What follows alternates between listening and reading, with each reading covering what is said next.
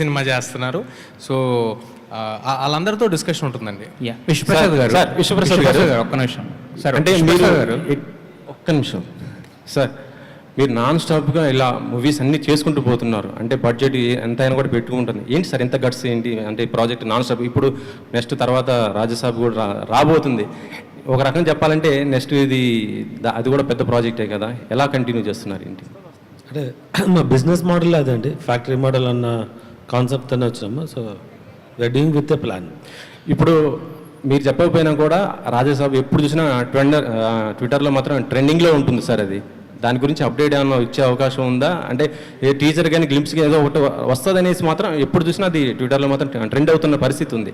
దాని గురించి అప్డేట్ అంటే రాజా సాబ్ షూటింగ్ రెగ్యులర్గానే జరుగుతుందండి. ప్రాజెక్ట్కే తర్వాత విల్ సీ మోర్ అప్డేట్స్. నాకు ఎందుకో సాంగ్ వస్తుందేమో అని డౌట్గా ఉందండి రాజా సాబ్ నుంచి ఇప్పుడు ఇమీడియట్గా. అవునా? నాకు అనిపిస్తుంది. విశ్వప్రసాద్ గారు ఒక్క నిమిషం సార్. ఇక్కడ యాక్చువల్గా మీరు ఇది హనుమాన్ బిఫోర్ ప్రాజెక్ట్ అని చెప్పారు. బిఫోర్